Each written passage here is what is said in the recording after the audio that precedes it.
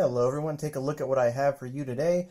The knife in front of you, the Coast RX320. This was kind of a spur of the moment type purchase. I definitely didn't really do any research on this knife before buying it. And the reason for that, I just happened to see a really hot deal on this knife. And this actually came from, I think it was Focus Camera. And you can see the big draw point for this knife right here was the price. So if you go to Focus Camera right now, they are out of stock, but this knife was $3.89 shipped. And it isn't that price anymore, of course. They sold out really quickly, so after I bought this one, within a few minutes they were gone. So this one I saw advertised on slickdeals. Someone posted they saw the knife on sale, and boom, it was gone pretty quick. So I got in there, picked it up, $3.89, free shipping. Just came in the mail recently, so I wanted to kind of show it off a little bit, and let's compare this knife to some other alternatives in both the low price range and the mid-end price range, because if you look on Amazon.com right now, this knife, the RX320, goes for about 25 bucks shipped. So let's see how it compares with other knives of its class. But of course, looking at this knife itself, this is a larger of the two knives that were on sale. It has a 3.9-inch blade, and it is assisted opening. So it has a nice bead blasted finish on that blade.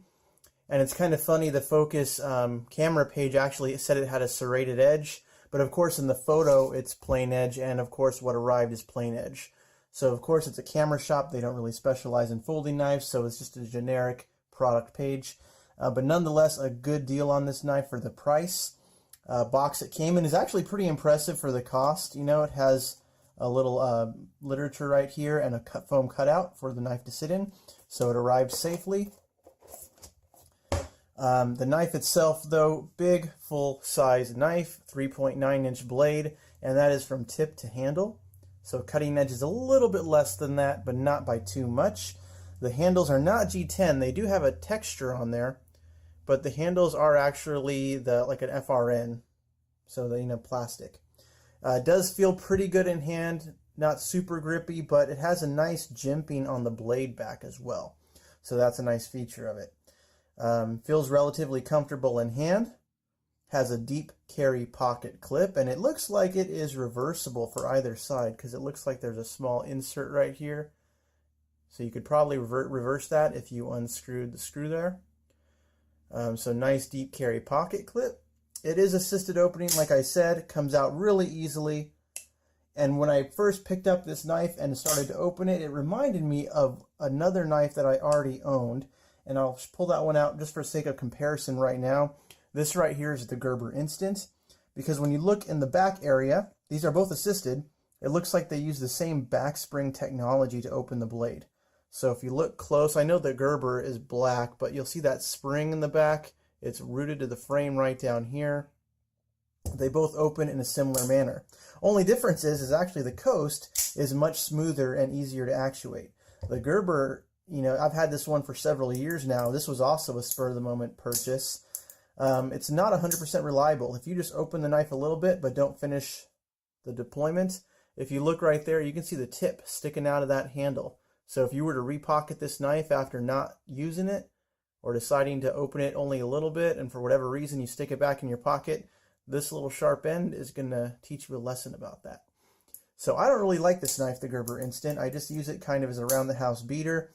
In fact, I don't use it very much at all. But it did remind me to compare to the Coast knife right here, because it uses a similar type of assisted opening. So it's not a torsion bar like you would have in a Kershaw assisted opener. The centering of the knife is pretty good. I don't see any issues there, and for the price I wouldn't complain if it was off center. It does have a safety, which is kind of a cool feature for a low budget assisted knife. So of course, once it's on safe, you can see the little lock symbol in there. It's not going to open. But what's also interesting, a lot of knives with safeties, once the safety is deployed open, you usually can't close the knife. And on this one, you can't close the knife, but you can work the lock. So if you were to work the lock with the lock in the closed position, you get blade play, but the knife does not close. So I don't know how much I would trust that necessarily, but of course, when unlocked, works as normal. So it's always nice to have the option to lock it, even though I personally would not use it. I don't think the lock would actuate on accident. While it's in your pocket, it seems to be pretty solid connection there. So these are all really good features of the knife. I think that's nice about it. Some downsides though, so let's list some of the downsides right here. Taking a look at the lockup. The lockup itself isn't bad, but take a look at the thickness of that liner lock. Very thin. Now, of course, I have no idea how strong it actually is, but just looking at the thinness of the liner lock, it does make me worry a little bit. That being said, out of pocket, there is no play in the knife. It is solid. So the liner lock is relatively thin. I did mention the deep carry pocket clip, which is a good feature, of course, to have on a knife.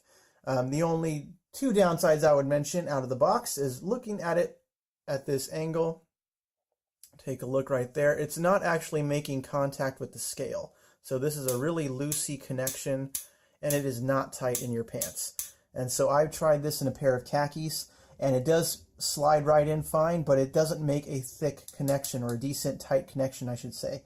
So this is one, if you're going to sit down, if you're going to be moving around a lot, I don't trust this pocket clip to keep it in the pocket. Now I could fix that, and I will try to later on. I'm going to take the clip out and just bend it a little bit right here at the turn, see if I can get this to come tighter against the handle. But as you can see, it shouldn't be that loose, that loosey-goosey. Now also, only second nitpick here, and this is a small nitpick. Look at the screw head in there. It is a flathead screw. It looks like it's all marred up, and this is straight out of the package, so this is just something to do with the Chinese manufacturer of this knife. It's a little bit marred. That's, again, not a huge deal. The bigger issue to me is just the loose springiness of the clip. But again, the other downside I will point out about this knife is the pivot. While it is fashionable, has a nice bullseye look to it on both sides, you're going to notice this is not really adjustable. It does have those 4 notches, so theoretically you could fashion a tool of some sort to adjust this knife, but if you wanted to adjust it just out of the box without specialty tools, you're out of luck. So hopefully when you get yours, it's going to be perfect and not need adjustment in the future. I'm thinking I could use some snap ring pliers and fashion a way to use this to move this pivot, but I'm not sure. So again, that's kind of a downside here. Inside the pivot area, you're going to see the washers, if I can get it to focus very well.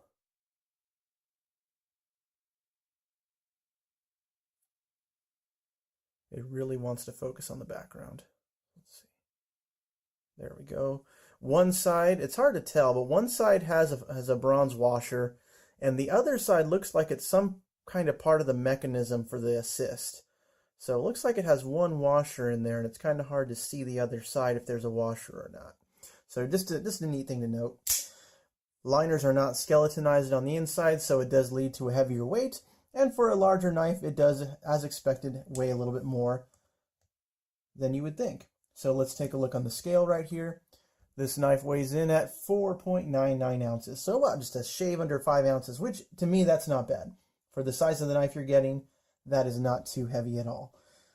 So again, this knife at the $3.89 price point, if you manage to find it that way somehow, is a steal. You can't go wrong with it. Go pick it up. If you were to pay $25 for it, there's a lot more competition at that level. At that level, you're going to run into the G10 H&K knives, which are parent company Benchmade, which have G10 handles. Again, a spring assist, but of course, just a little bit nicer, a little bit better construction, in my opinion. You get in that same price range, you start to move into CRKT, and they have knives like the Shenanigan. And this one's not assisted, but it's smooth as butter. Ken Onion design there. And of course, within the same price range, you also have American-made knives, Kershaw Blur right here. These are all really good options. And if you're going to spend $25+, I would do some shopping around, try and get one of these knives right here. But again, at the $3.89 price point, even $15 and under, I would still go for the Coast. It's not a bad choice, because for that price, you're not going to get these. These aren't an option at that price. But if you can find this one, I would go ahead and go for it and get it. This one right here, one thing I forgot to mention, it says it's a Lake design, which I'm assuming this is the same Lake who's designed some CRKT knives in the past. Kind of the handle shape and design reminds me of those. So you can look those up. I don't know if there are any current designs, but I know CRKT has run some Lake design knives in the past. I forget his first name, so apologies for that. But Lake, you can just Google it. But again, decent knife for the price.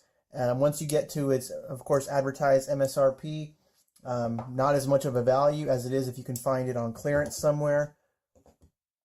But this is the Coast RX320. If you have any questions, feel free to ask. I look forward to your comments and answering them. But again, thanks for watching, everybody, and you have a great day. Bye-bye.